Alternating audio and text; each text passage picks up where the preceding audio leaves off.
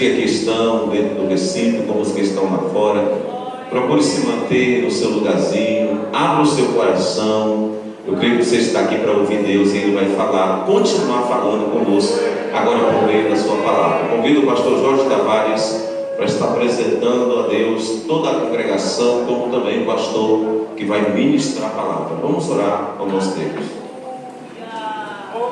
Nosso Deus e nosso Pai, nós te agradecemos pela tua bondade, agradecemos por estarmos nesta noite, nesta casa, e podermos exaltar o teu santo nome.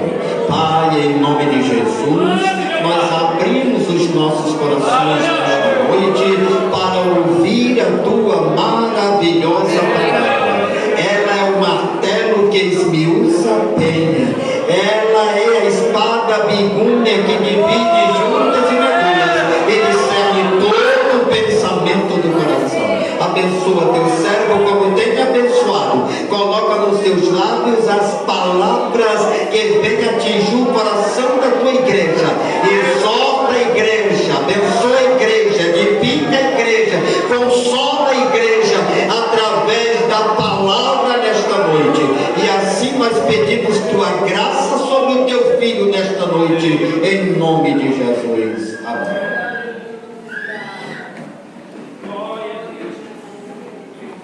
Saúde a todos com paz do Senhor. Abramos a Bíblia em Apocalipse, capítulo de número 3. É uma alegria pela primeira vez estar os irmãos para juntos estudarmos a Bíblia Sagrada. Louvo a Deus pela oportunidade, pelo convite do pastor Edésio, que não é a primeira vez que ele convida, porém é a primeira que foi possível atendermos o convite do servo do Senhor. Louvamos a Deus pela vida do pastor Toniel, que é o pastor do campo, que permitiu estarmos aqui. Eu quero pedir, assim como o pastor Edésio, que todos nós estejamos atentos, que nós não usemos mais as redes sociais, apenas a Bíblia Sagrada. As pessoas pensam que eu sou mal educado, mas sempre eu peço, antes de chamar a atenção individualmente, que as pessoas não usem as redes sociais no momento do culto. Nós viemos cultuar a Deus, e o Salmo 89, versículo 7, diz que Deus deve ser extremamente adorado e reverenciado na congregação dos santos. Abacuque 2:20 diz que o Senhor está no seu santo templo e perante ele cala-se toda a terra. Às vezes o pessoal diz, mas o Instagram é meu, mas a casa não é. 1 Timóteo 3,15, Paulo disse a Timóteo, para que saibais como andar na casa de Deus, mas é do Deus vivo, porque a igreja é coluna, é firmeza da verdade. Portanto, não conversemos mais, não usemos as redes sociais, mas examinemos o que diz a Bíblia Sagrada para nós. Eu quero ler com os irmãos apenas o versículo 15, tendo em vista que já lemos toda essa carta hoje, abertura do trabalho, como base o versículo 15, e permaneça com a Bíblia aberta para que possamos ler o restante logo após. Apocalipse 3:15 diz: eu sei as tuas obras, que nem és frio, nem quente. Tomara que foras frio ou quente. Toda a igreja juntos podem ler outra vez esse versículo. 1, 2, 3, já. Eu sei as tuas obras, que és firmemente, tomara que fores. Qual é o tema da nossa festividade? Os irmãos lembram? 1, 2, 3, já.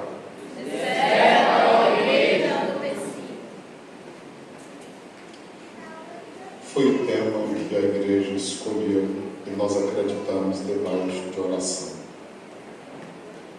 Amados irmãos, todas as vezes que se fala do livro do Apocalipse,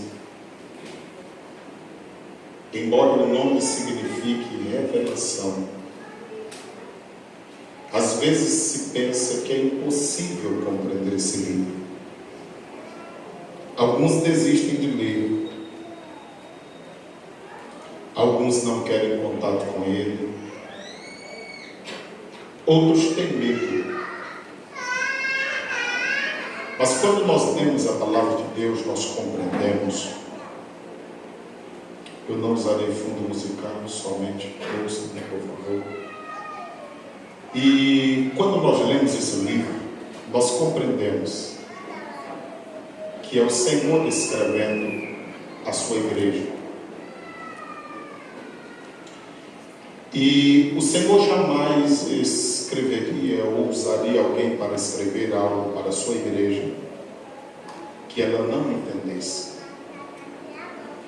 Quando nós lemos, por exemplo, o livro do profeta Daniel, capítulo 12, versículo 4, a Bíblia diz que o Senhor disse a ele: sela e fecha as palavras deste livro para o tempo do fim. Porque uns correrão de um lado para o outro e a ciência se multiplicará. E a multiplicação da ciência falada ali não é apenas a tecnologia, mas a compreensão das coisas do fim. A cada geração que se aproxima do final, há um vislumbre maior daquilo que Deus tem e quer para a sua igreja.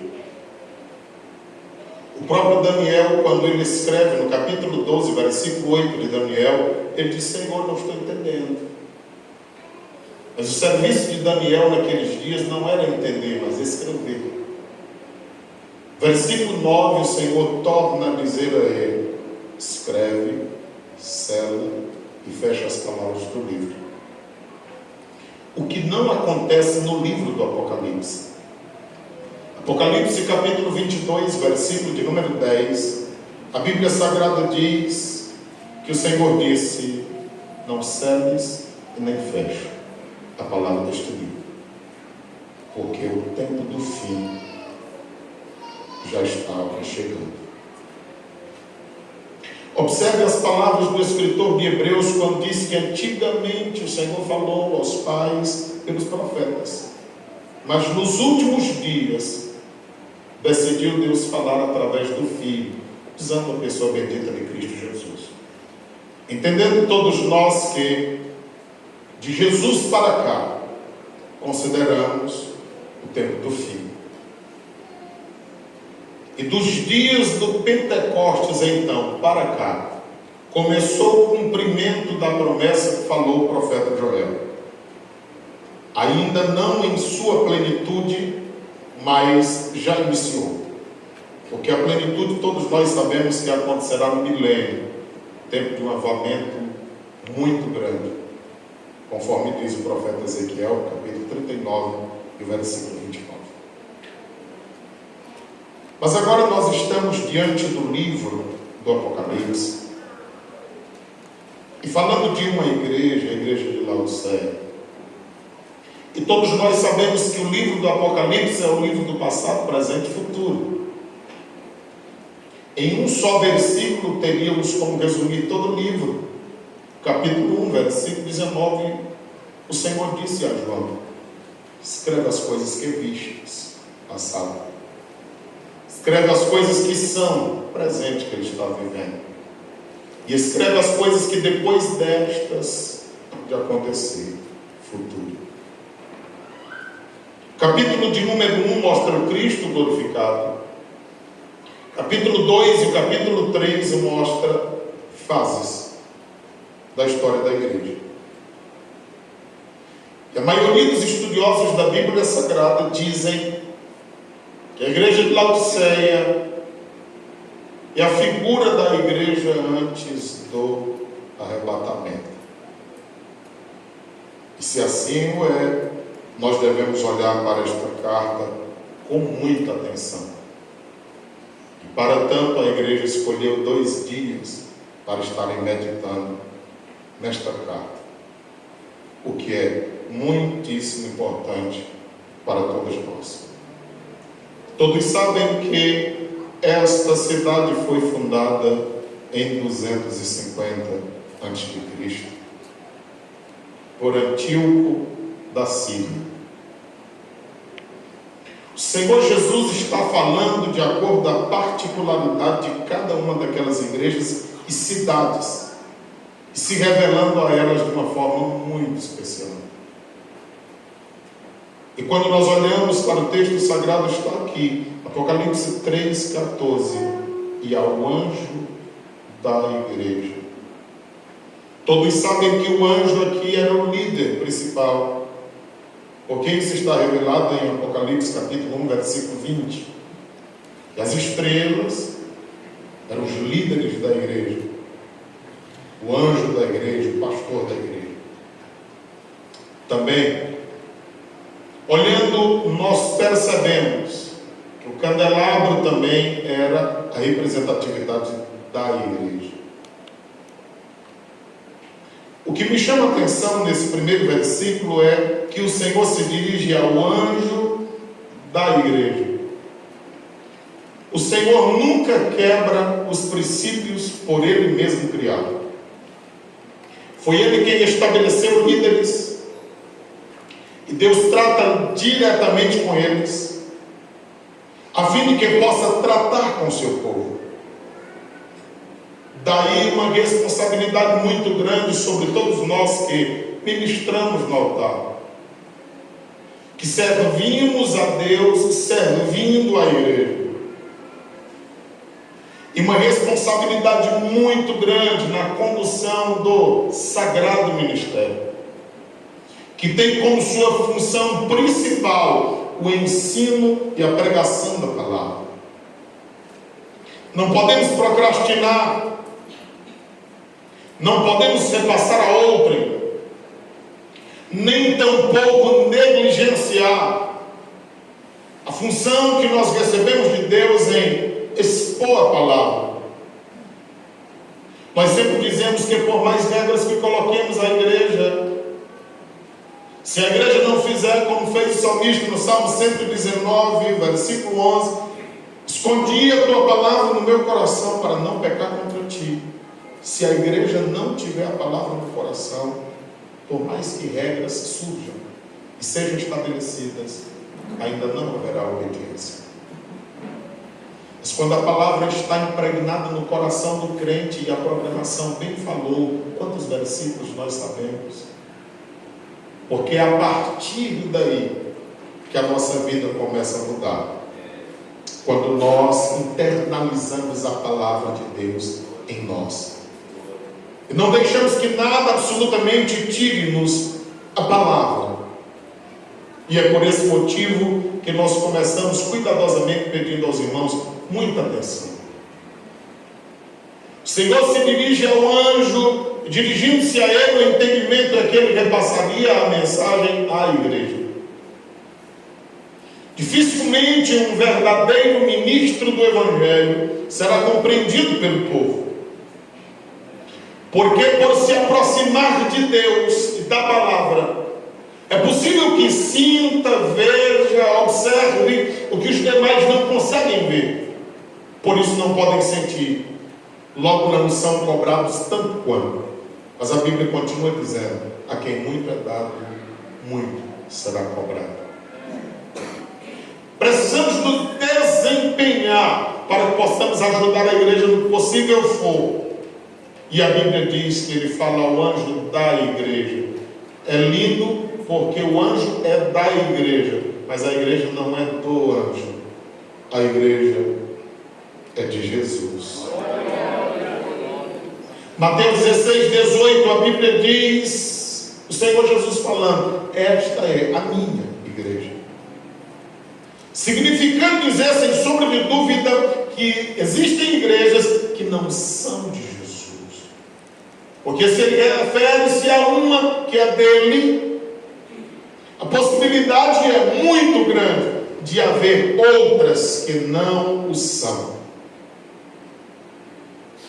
Por favor, fala com esse jovem do teu lado que está teclando aí. Isso. Nós estamos no culto. Deixa o celular de mão. Ouçamos e estejamos atentos à palavra. Em nome de Jesus.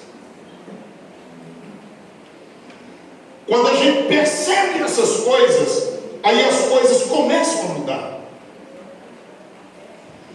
Porque o anjo da igreja, porque foi dado, quem tem um pastor de verdade, tem um presente de Deus, como dádiva divina, que é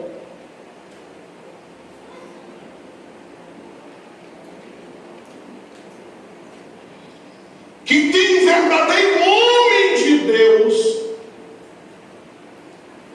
tem um presente humano como a dádiva divina. Porque infelizmente há muitos que já não têm nem um pouco de compromisso quanto a isso. E se anteriormente tudo quanto acontecia nos nossos templos era semelhantemente o que acontece conosco, as nossas famílias, hoje em dia já não é mais. Os escândalos que acontecem na igreja estão expostos nas redes sociais. O que acontece nas convenções estão expostos nas redes sociais. Não se engane. Há um árduo trabalhar do inimigo para colocar a igreja e a mensagem bíblica em descrédito. Observe que nunca se falou tanto em ressignificar a Bíblia, reescrever a Bíblia, rever alguma coisa da Bíblia. Já existem novas traduções da Bíblia, já neste tempo, onde textos que vão de contra o pecado, eles já foram retirados, outros foram adulterados, de forma que hoje nós devemos ter cuidado até quando comprar uma Bíblia, para nós sabermos que tradução nós estamos utilizando, porque às vezes nós poderemos estar com uma panela de veneno dentro de casa.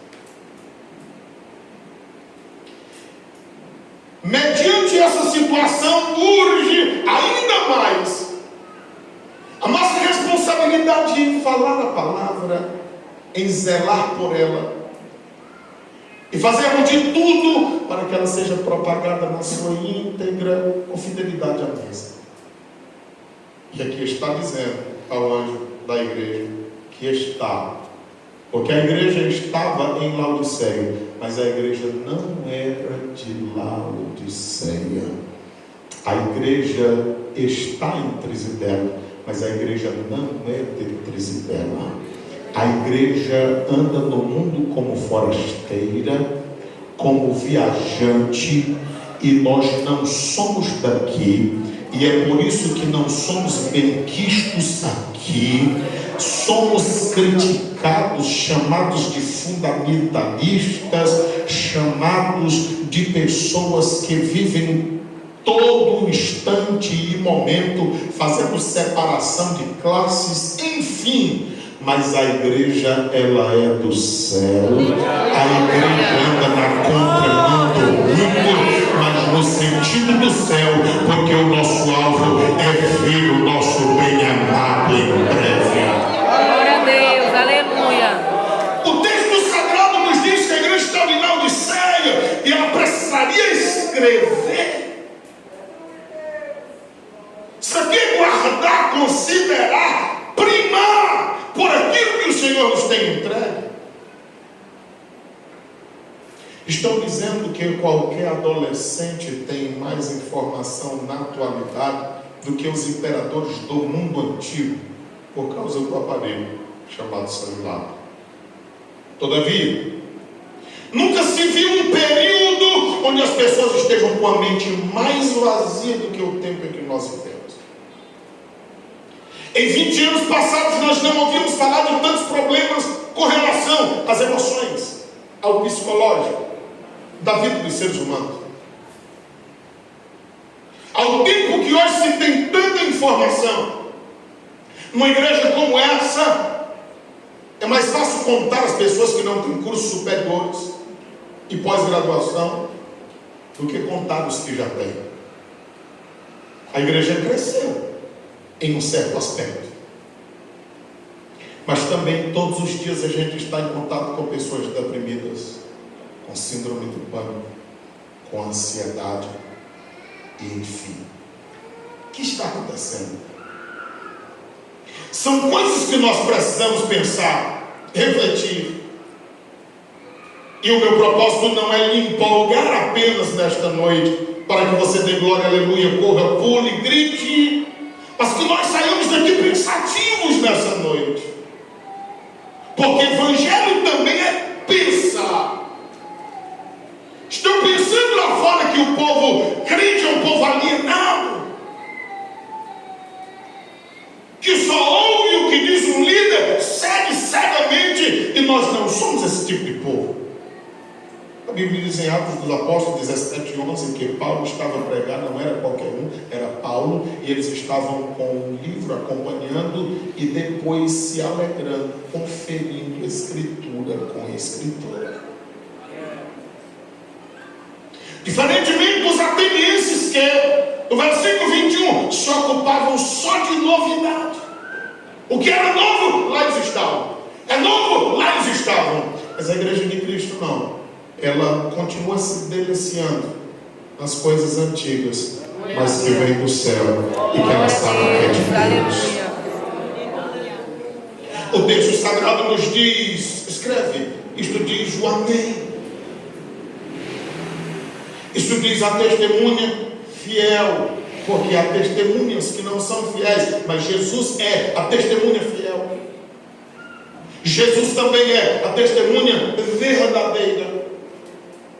E Jesus também é o princípio da criação. Esse princípio da criação, segmentos estão pegando para dizer que Jesus é menor do que Deus porque ele fora criado. Não é isso que o texto está dizendo. O que o texto está dizendo é que no princípio a palavra era emitida e as coisas tomavam forma, porque no princípio era o verbo, a palavra. A palavra estava com Deus e a palavra era o próprio Deus. Evangelho de João capítulo 1 a seguir. Então a palavra era emitida, as coisas eram sendo criadas de forma que tudo que vemos hoje foi criado pelo poder da palavra, permanece firme e sustentado pelo poder da palavra. E nós só viemos aqui esta noite porque esta palavra já nos alcançou e nós queremos ouvir mais um pouco dela.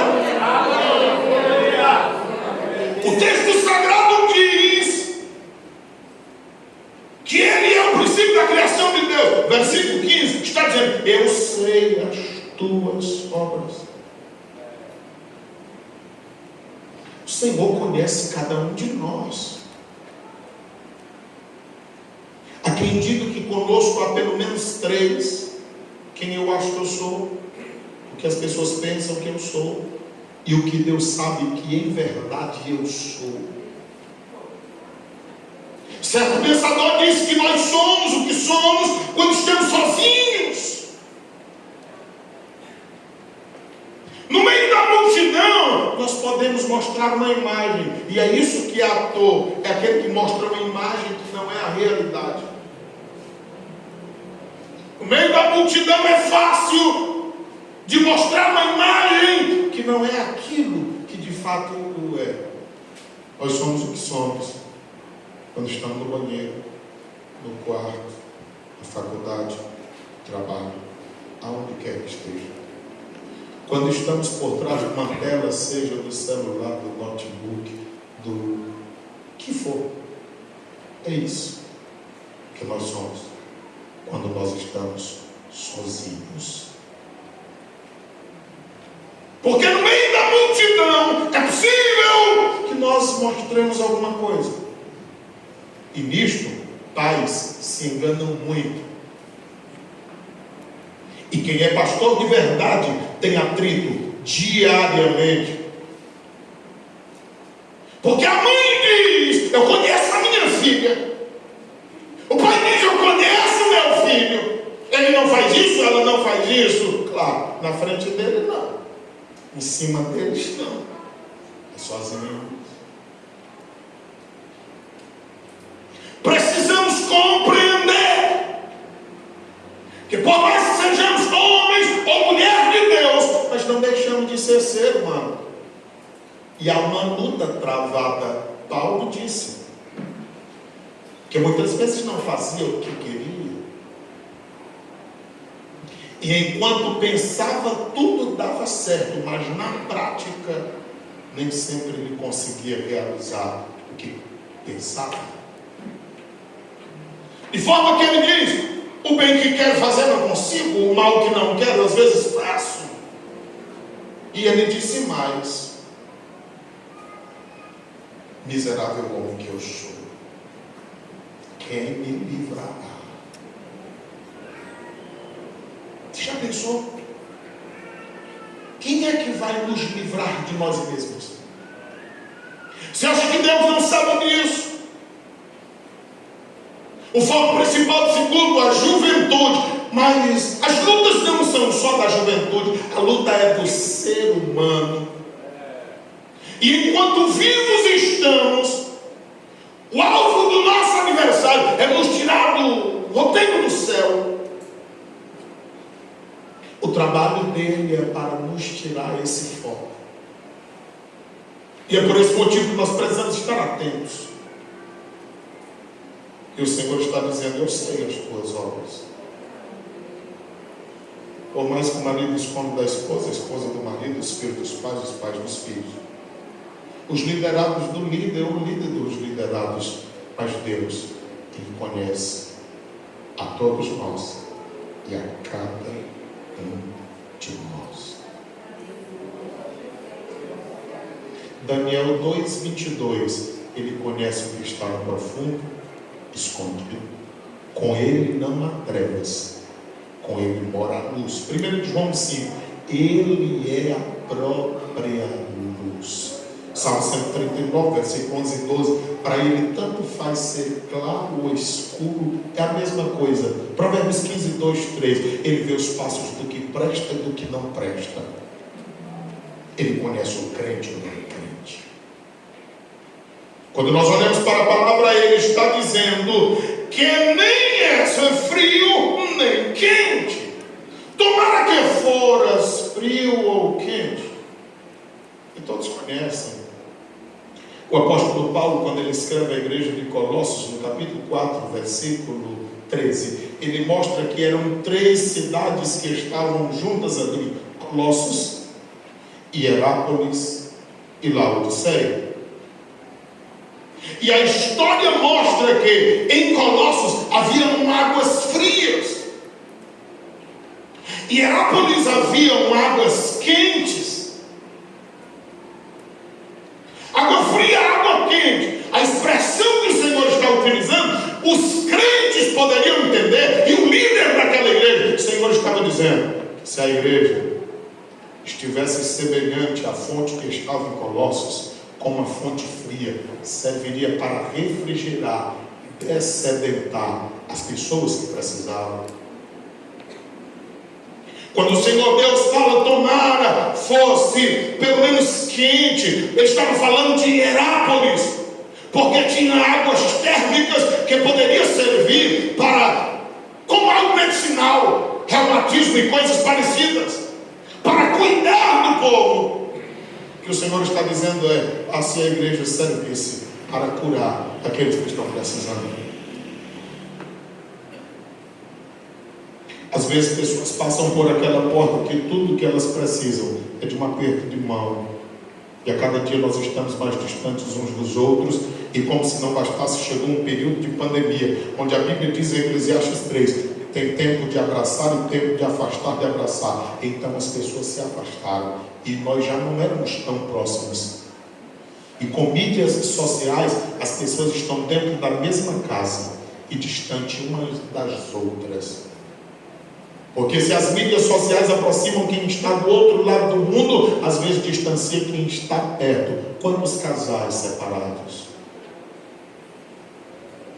Quantos filhos sem contato com os pais e quantos pais sem olharem nos olhos dos filhos?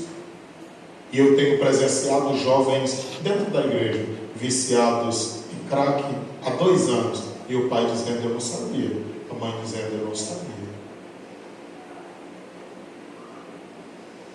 Vivemos um período de reflexões, onde devemos pensar sobre isso. E se Jesus fala de Colossos, fonte de água fria, fala de Herápolis, fonte de água quente, mas no percurso das águas elas se encontravam e ficavam mornas. E Jesus utilizando, ele fala que era a figura da igreja naqueles dias, trazendo para os nossos dias. Quantos corações não estão frios e gélidos na presença de Deus? A Bíblia diz em Mateus 24:12, você conhece de qual é salteado? Em uma tradução diz: por se multiplicar a iniquidade, o amor de muitos. Em uma outra tradução, o amor de quase todos. E há quem se conforme com isso. E a gente diz: irmãos, vamos buscar a Deus, vamos ler a Bíblia. E eles dizem: não, pastor, está escrito que haveria um esfriamento. Sim, mas é de quase todos ou de muitos, que nós não estejamos naquele meio. Que nós sejamos os que estão do lado de fora daquela quantia que está sendo colocada. Aqui o capítulo 3, versículo 16 diz: de um coração morno, és um morno. Mas em Lucas 24:32 diz: de um coração que estava fervendo, de um coração quente. Quando eles diziam: porventura não ardia o nosso coração enquanto ele nos abria as Escrituras. Glória a Deus. Irmãos, como pode no tempo em que nós vivemos as pessoas já não amarem mais a palavra? As pessoas fazerem de tudo para dispersar a sua atenção e a sua mente até no momento em que nós chamamos de culto. Como pode nós abarrotarmos uma programação com tanta coisa, e por mais que nós digamos que a prioridade é da palavra, em muitos lugares não o é. Aqui nós temos um período privilegiado. Isso aqui é uma vez em cada 1000. Isso já quase não acontece. Você não consegue perceber que há um trabalhar, há uma ação do adversário, porque poucas pessoas são estimuladas a lerem esse livro. Não se tem tempo para ele. E se no templo nós não tivermos um período privilegiado como nesta noite, em que lugar nós teremos? Estão querendo varrer a presença desse livro e estão conseguindo tirar dos locais públicos. E o desejo é radical, o que não será possível. Porque ainda que tire de todos os lugares, mas não conseguirá tirar de dentro de um crente fiel e verdadeiro. Está queimando e ardendo. E a nossa proposta é que uma juventude como essa, inteligente, seja sábia e aproveite a oportunidade de uma mente sadia ainda, para que ela seja mais saudável ainda, enchendo-a com a palavra de Deus. Porque é triste a estatística da quantidade de pessoas que nunca leram este livro pelo menos uma vez, do Gênesis ao Apocalipse. E por causa disso quase não se conhece. Em um momento como esse é fácil lotar um templo e lá fora ter um bocado de gente, e quem sabe amanhã ainda ter mais ainda. Mas eu sempre digo que uma igreja se mede pelos cultos de doutrina, escola bíblica dominical, culto de ceia, 3 principais festas da igreja. Mas muitos já não amam mais o culto de doutrina. Escola bíblica dominical, dia de descanso. E o culto de ceia são muitos que vêm como atores e têm a coragem, às vezes, de até receber o pão e deixá-lo debaixo das cadeiras, porque não tem coragem de ingerir. Mas o Senhor está nos dizendo nesta noite que Ele sabe as nossas obras. E aquela igreja de Laodiceia, Ele sabia também. E Ele escreve exatamente para corrigir, diz no versículo 16: és morno. Você sabe o que é isso? É quem não é nem frio e nem quente. É o tempo em que nós vivemos, onde as pessoas querem servir a Deus, mas querem também servir ao mundo. Onde as pessoas querem servir a Deus, mas querem se dar bem na vida, sem interessar nos meios. É um tempo onde as pessoas não olham, via de regra, a palavra, o que ela diz, mas dizem: todo mundo está fazendo. É o momento onde as pessoas dizem: não, o meu líder está ultrapassado.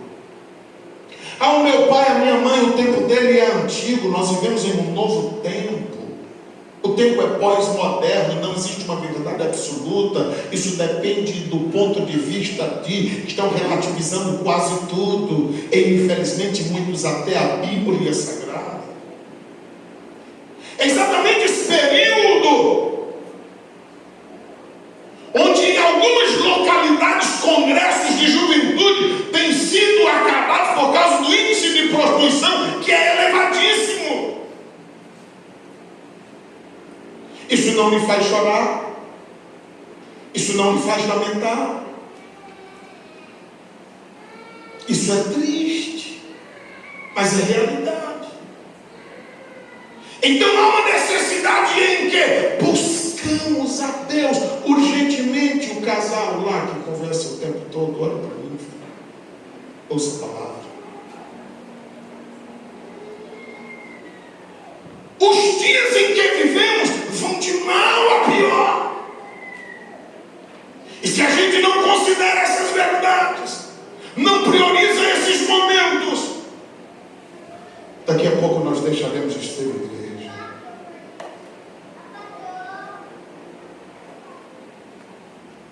Você viu quando Jesus começou a pregar para uma multidão, João 6, 60 e 66, a Bíblia Sagrada diz que todos foram embora. E Pedro disse assim: Jesus, olha, já foi todo mundo embora. Ele disse: vocês não vão por quê? O que ainda fazem aqui? A Bíblia Sagrada diz que Pedro disse: para onde? Ou para quem iremos nós? Igreja, nós podemos andar de um lado para o outro. Nós podemos ir em busca do que quisermos. O que satisfaz a vida de um cristão é a presença de Jesus Cristo de Nazaré. O problema é que nós vivemos um tempo de muitos atrativos, mas de coisas consistentes, infelizmente não.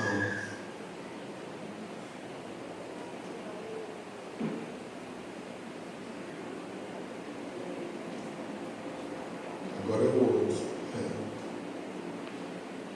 Não se preocupe comigo não. Eu já fiquei assim por 18 vezes, parando, dizendo: atente para a palavra, olhe para a palavra, escute a palavra. E eu não me preocupo com o tempo que está sendo perdido. O que eu quero é que as pessoas guardem a palavra. O que eu quero é que nós saiamos daqui com a palavra em nossos corações. Porque por causa disto há entre nós muitos fracos, outros doentes e outros mortos. É por causa disso. A primeira aula de um jovem numa faculdade, ele é bombardeado, porque os caras são peritos em chegar chegar na faculdade, olhar e saber quem tem a cara de quem já passou na igreja. Aí ele começa a dizer que Bíblia não presta para nada, pastor não vale nada, Deus não existe. E eles chegam tudo em casa tremendo e dizendo: rapaz, o cara tem um fundamento, ele é inteligentíssimo. Aí a gente pega a Bíblia e vê um Moisés, no capítulo 7, 22 de Atos, formado em toda a ciência que o Egito tinha. Aí a gente chega em Hebreus 11, dizendo: ele renunciou ser chamado filho da filha de Faraó, para escolher sofrer com o povo de Deus, tirando-os do Egito e levando para a terra prometida. Aleluia! No tempo da alguém deixar as benesses desse mundo, dos prazeres, para sofrer por Cristo. É preciso ter fé genuína, porque até o evangelho falso se prega que é você estar abençoado, é você estar bem, é você estar feliz, e tem um bocado de gente ruim do juízo no nosso meio, porque veio em busca de Jesus para ter felicidade. E Jesus não morreu para dar felicidade para ninguém. Ele morreu para nos salvar do inferno. Agora eu duvido que alguém que sirva a Deus fielmente não seja feliz de verdade. Porque a felicidade não está em coisas, em posses. A felicidade está na plenitude de Cristo na nossa vida. Se nós entendermos isso, o texto sagrado diz: não é frio e nem quente, vomitar-te da minha boca. Observe que a igreja já era de Cristo, porque ninguém vomita o que está fora, e sim o que está dentro. Ele não está falando de algo estranho, está falando de algo dele. Porque alguém diz assim: mas eu já cantei, mas eu já orei, mas eu já fiz. Não, importante não é se você fez, o importante é como você está hoje. Porque tanto Ezequiel capítulo 3 quanto capítulo 33 diz que se viver a vida toda certa, no final sair, será esquecido do princípio.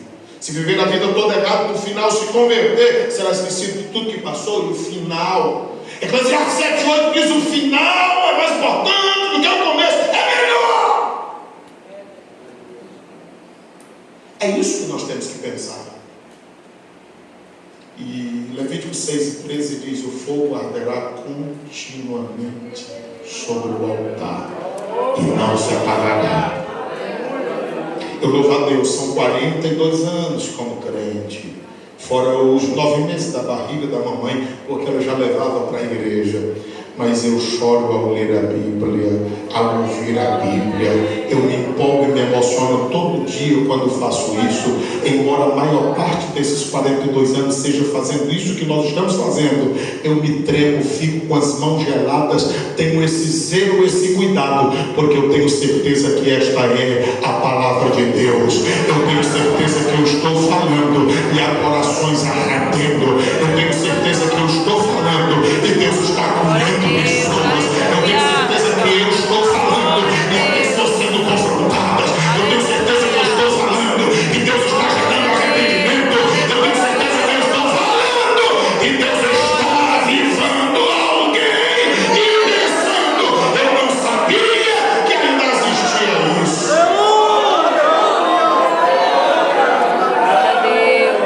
Há uma convicção na minha alma. Que essa palavra é a verdade e que ela está trabalhando em nós, por nós. Aleluia. O texto sagrado diz no versículo de número 17: como dizes, rico sou, escute isso. Laodiceia era um centro bancário e financeiro. Segundo lugar, Laodiceia era um centro de indústria de tecidos. Terceiro lugar, Laodiceia era um centro médico de muita importância. Em quarto lugar, Laodiceia era um centro de águas térmicas. Que coisa! Jesus está sabendo do que ele está falando.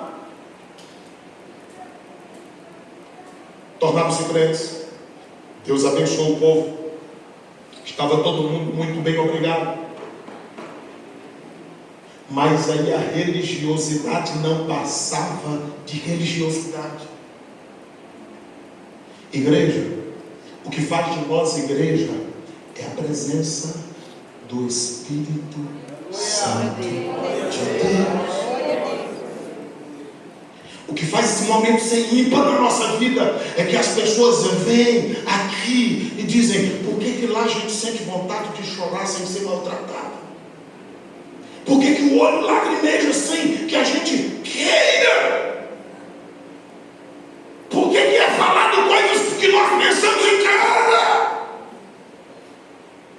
Por que nós somos tratados tão profundamente como que alguém conhecesse a nossa vida por um tempo? É isso que faz de nós igreja. E é isso que atrai as pessoas. Mas isso só existe por causa do Espírito de Deus. E Efésios 4,30 diz: não entristeça o Espírito Santo. O conforto selado para o dia da redenção. Uma vez ele triste, afastando-se, acontece o que aconteceu com Sansão. Embora sendo um homem que quando por Deus era usado fazia proezas, Juízes 16:20 diz: ele já não sabia que o Espírito do Senhor havia se afastado dele. De nada adianta tocarmos, cantarmos, pregarmos, virmos e voltarmos para casa e não sentir a comunhão com Ele. Porque evangelho não são palavras, evangelho é atitude. Mateus 7:21, não é todo o que diz, fala, mas é aquele que faz, vive. Evangelho não é falácia. Evangelho é relacionamento. Mateus 7:23, naquele dia muitos dirão: em teu nome eu fiz. Ele diz: eu não vos conheço. Porque tem muita gente fazendo, alguns pela prática, outros porque usam o nome de Jesus, mas não existe relacionamento com o Deus da obra. Tem tanta gente sufocada com trabalho em igreja, mas que não conhece o Deus para quem diz trabalhar. Tem gente que já amanhece a ponto, correndo para um lado para o outro. Eu tenho que fazer, eu tenho que realizar, mas não fala com Deus como fazer, como realizar. E se nós consultarmos a Deus como agirmos em poucos segundos, nós produziremos mais do que anos trabalhando na força do braço. Porque Deus sabe o lugar certo, a palavra certa, a pessoa certa, a forma certa, como nós devemos agir, e Ele levará ao caminho que Ele quer.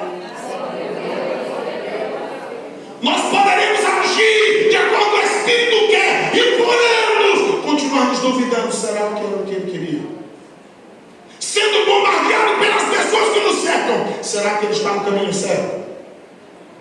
Andar no Espírito é viver contrário muitas vezes ao que nós achamos e o que as pessoas dizem.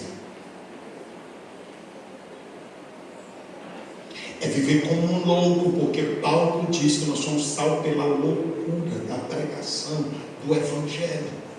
Porque o Evangelho da cruz lá para os gregos era loucura. Morrer na cruz, pregado, braço aberto, e para os judeus era escândalo. É isso o Evangelho que pregamos. O texto sagrado diz ainda que eles diziam: rico sou, estou enriquecido. Isso aqui é a igreja.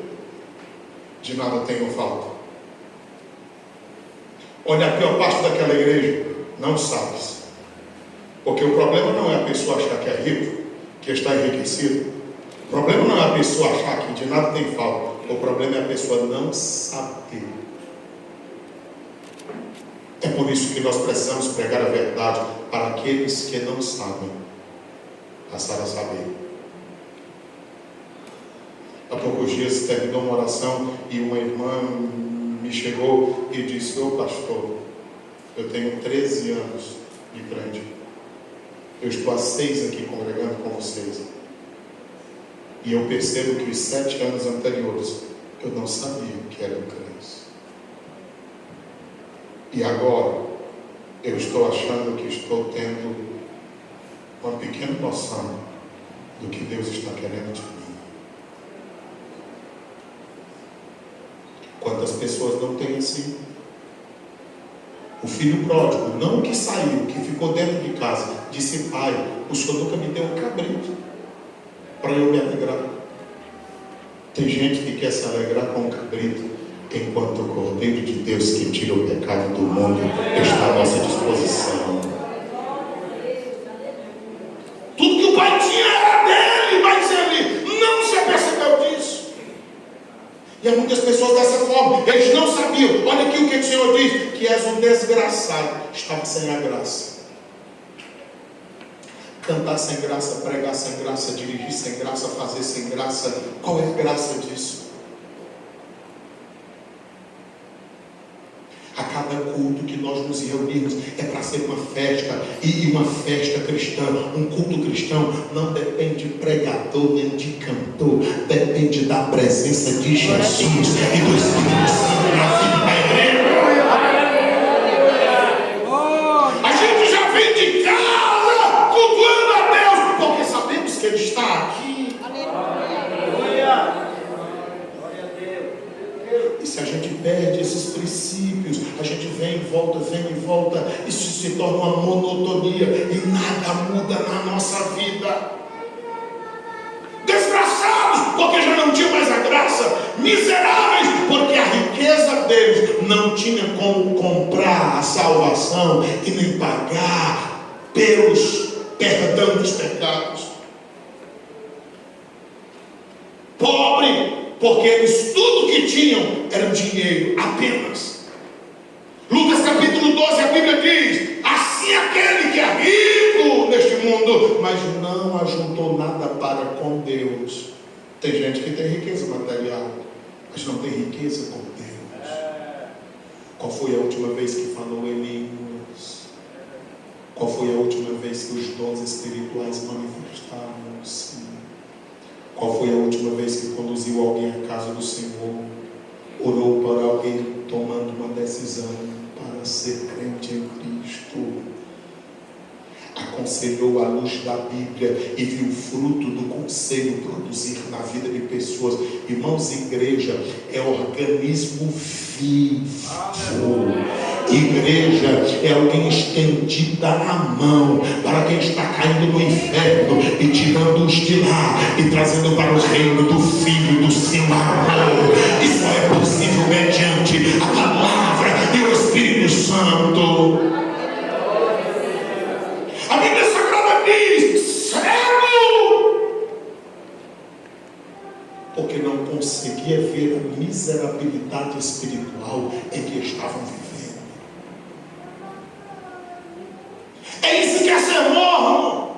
É você dizer: ei, moço, tenha cuidado. E o orgulho, a soberba não deixam que as pessoas vejam a miséria em que se encontram.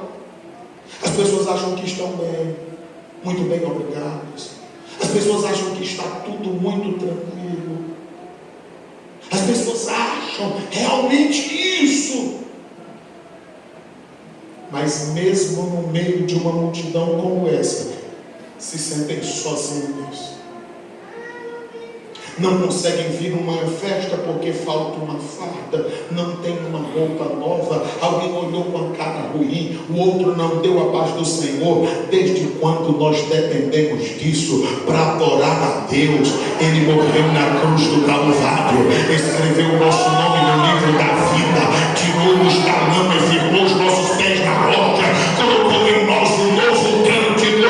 Nós somos felizes, andamos de fronte erguida neste mundo, porque fomos comprados pelo precioso sangue vertido na cruz do Calvário. Nós temos de Deus a vida eterna e a promessa de que Ele vem nos buscar e nós estamos aguardando. Essa coisa preciosíssima. Será que isso não nos alegra? O texto sagrado diz: cego e nu, porque as suas vestes não tinham como se apresentar diante de Deus. Não eram vestes nupciais.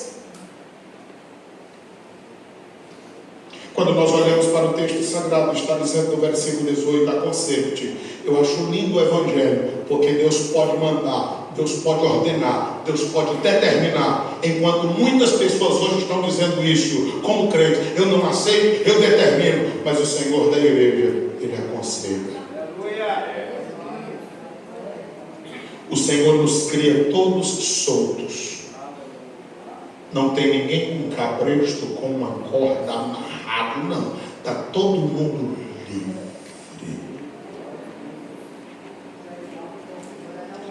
Há no verdadeiro crente o freio de Deus, o Espírito Santo. A carne quer, mas o Espírito diz: não pode. Nós desejamos, diz: eu sou crente, eu vou agir do meu jeito. Aí a gente lembra do culto. Eu vou já fazer da minha forma. Lembra da palavra. Está todo mundo solto, mas o Espírito controlando os que deixam ser guiados pelo Espírito.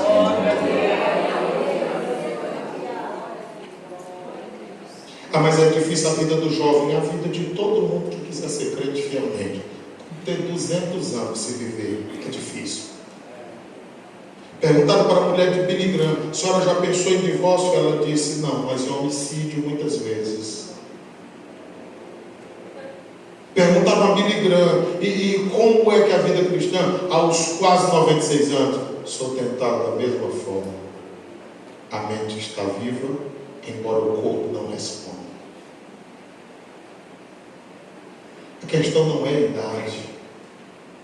A questão não é o lugar onde nós vivemos. A questão está no nosso comprometimento com Deus. Adão no jardim falha e Deus se encontrava com ele todos os dias. Lúcifer no mundo angelical, ele falha. Jesus no deserto e o cão no pé dele, ele dizia: está escrito, está escrito, está escrito, está escrito. Na oração, na palavra e no jejum, vence o nosso mestre, e cheio do Espírito Santo, começa, desenvolve e encerra o seu ministério. E do alto da cruz ele disse: está consumado. Ele cumpriu a missão que ele veio fazer. Ele deixou dito a nós, aviso antecipadamente, para que em mim tenhas paz. O único lugar no planeta que tem paz é na presença de Jesus Cristo de Nazaré. Aí ele diz: para que em mim tenhas paz, aviso antecipadamente. No mundo tereis aflições. Irmão, vai ter aflição, vai ter dificuldade. A gente só não pode baixar a cabeça, nem desistir. Ele disse: tem de bom ânimo, eu venci o mundo. Você vai vencer, jovem. Você vai vencer, irmã. Obreiros, nós venceremos se permanecermos firmes, se permanecermos na palavra, se permanecermos pedindo: o Espírito de Cristo me ajuda. Ele vai nos ajudar e o nome do Senhor será glorificado em nós. Nós venceremos a batalha em nome do Senhor Jesus Cristo. E a Bíblia Sagrada diz: eu aconselho-te. Ele aparece agora como um vendedor. O texto diz: que de mim compres ouro. O povo que era rico, o Senhor está oferecendo ouro. Ouro na Bíblia geralmente tem um significado de presença de Deus, porque o ouro, uma vez depurado, é ouro sempre, é joia preciosa, presença de Deus na vida. Nos enche os olhos ao ler Atos dos Apóstolos 21, 9 e 10, quando a casa de Filipe, aquele que foi apresentado como diácono no capítulo 6, foi visitado. Ele agora já era evangelista. Ele tinha 4 filhas. A Bíblia faz questão de dizer: eram virgens, eram donzelas. E as 4 profetizavam. Que coisa linda. E não existe idade para isso, porque Lucas 2, 34, 36, tinha uma ano, só viveu casado há 7 anos, ficou viúvo, já estava com quase 84 anos. A Bíblia diz, não saía da casa de Deus durante o dia, durante a noite, orando, jejuando, pregando a palavra de Deus e profetizando. Que coisa! Quase 84. O que é isso? O Espírito Santo de Deus na vida. Apocalipse 3,18 está dizendo, eu aconselho que compre hoje, provado no fogo, para que te enriqueças.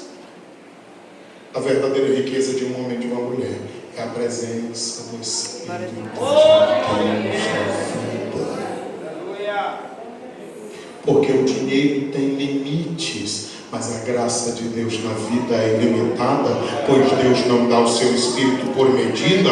A Bíblia Sagrada ainda diz-nos o seguinte: e vestes brancas para que te vistas. O Senhor tem vestes especiais para um povo seu zeloso de boas obras, e a sua palavra diz, e não apareçam as tuas vergonhas da tua nudez.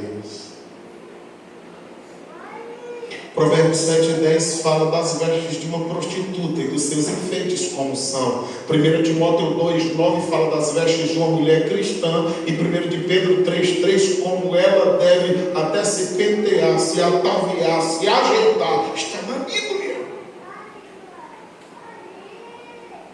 Mas ao olhar para a palavra do Senhor, a Bíblia diz, para que não apareçam as tuas vergonhas, porque é exatamente isso. Quando Paulo fala para Timóteo, 1 Timóteo 2,9, para se vestir com pudor, está falando com vergonha de mostrar o corpo. O texto sagrado aqui nos mostra que o Senhor tem esse mesmo interesse, diz, e unha os teus olhos com colírio para que vejas. O Senhor está interessado de nos dar visões espirituais e de mostrar a nós os seus propósitos para a nossa vida. Quando Joel profetizou, ele disse que os jovens teriam visões, os velhos sonhariam sonhos. Está falando de um tempo onde o Senhor quer abrir os olhos, a mente do povo de Deus, para que sejam sábios nas coisas celestiais, nas coisas espirituais, nas coisas que Deus quer nos mostrar e dirigir a nossa vida. O texto sagrado diz no versículo de número 19, vamos encerrar. Eu repreendo e castigo a todos quanto amo. Esse versículo é intrigante para a geração que vivemos, porque o Senhor fala de amor, mas fala de disciplina e correção, o que não se coaduna para a nossa geração. Porque nós vivemos uma geração quando se fala de amor, para as pessoas está falando de permissividade, está se falando de libertinagem, está se falando de que não há regras nem limites. É isso que o tempo em que nós vivemos diz. Mas aqui diz diferente. O texto sagrado diz que o Senhor repreende e castiga. Há coisas na vida que nós poderemos não compreender agora, João 13,7, mas futuramente compreenderemos. Deus está chamando a nossa atenção, às vezes através de uma dificuldade, de um problema. O Senhor está esperando que nós recorramos a Ele e reconheçamos que somente Ele é Senhor para a honra e a glória de Deus Pai na nossa vida. E Ele diz assim, mas eu castigo todos quanto amo. Sabe o que é isso? Eu disciplino, eu chamo a atenção. É o Senhor dizendo que as coisas não estão liberadas. E se por Deus você é chamado a atenção, repreendido, disciplinado, entenda e sinta o amor de Deus na sua vida. Quantas pessoas no meio como esse dizem assim, porque fulano faz eu não posso fazer, porque todo mundo faz e não há pecado nisso, eu não consigo. É porque dependendo dos propósitos para os quais Deus nos escolheu, Ele nos priva de alguma coisa para que Ele seja a nossa herança, a nossa riqueza, a nossa prioridade, a nossa forma de buscar e a nossa maior riqueza. E nós precisamos entender tudo isso. O texto sagrado diz o Senhor faz isso a todos quanto ama. Escute isso. Ser, pois, zeloso. Como a gente poderá ser relaxado se ele diz: seja zeloso, seja cuidadoso, preste atenção. Quando Mateus 24:12 diz que a iniquidade se multiplica, o amor esfria, é a falta de zelo, a falta do cuidado. É levar a sério aquilo que de fato, de verdade é sério. Você já viu alguém chegar num culto como esse e sair zangado porque não teve oportunidade para cantar ou pregar? Sabe o que é isso? É falta de zelo. Porque quem ensaia de verdade, acreditando que o ensaio já é um prenúncio do que acontecerá no culto, no ensaio o Senhor se faz presente. No ensaio, o Senhor recebe o louvor. No ensaio, o Senhor alegra vidas e batiza no Espírito Santo. No ensaio, o Senhor já é cultuado, se faz presente e abençoa o seu povo. A gente não pode medir oportunidade divina, presença de Deus, com púlpito, microfone ou multidão, porque a Bíblia diz em Mateus 6:6: entra no teu quarto, fecha a porta.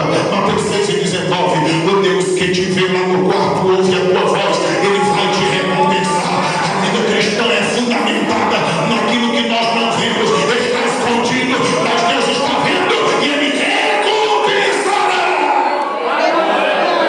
O que mantém esse prédio de pé não são as paredes que nós vemos, é o baldrame que está dentro do chão. O que mantém a nossa vida de pé é aquilo que o povo não vê, aquilo que o povo não ouve, mas o Senhor está atento o que acontece lá no pé da cama, lá no quarto. Ele está vendo, ele está ouvindo, ele vai responder, porque Deus é fiel, ele é poderoso, ele é ajudador, ele é o Senhor da igreja, e ele está aqui mais outra vez a falar com cada um de nós.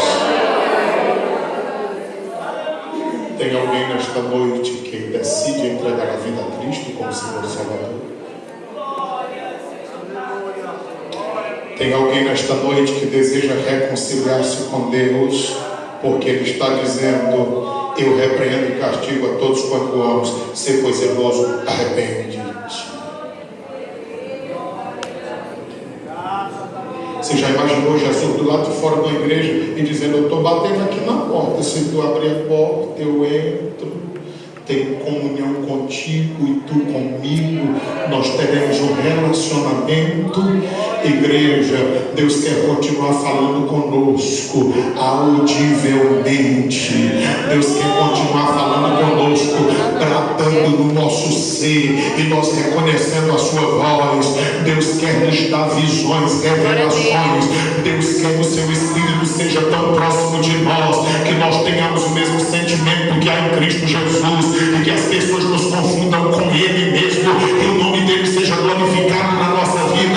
Para um tempo onde as pessoas estão dando vazão ao inimigo, aos demônios e às práticas mundanas, Deus está procurando uma igreja que queira ser poderosa na palavra, poderosa no Espírito e poderosa nos mistérios de Deus, para vencer este mundo que está entregue ao pecado e ao maligno. Mas nós o venceremos no poder do nome de Cristo Jesus. Tem alguém para se reconciliar? Alguém para ser crente? Tem alguém que queira fazer uma nova aliança com Deus? Estão todos bem? Que Deus em Cristo nos abençoe e nos guarde em nome de Jesus.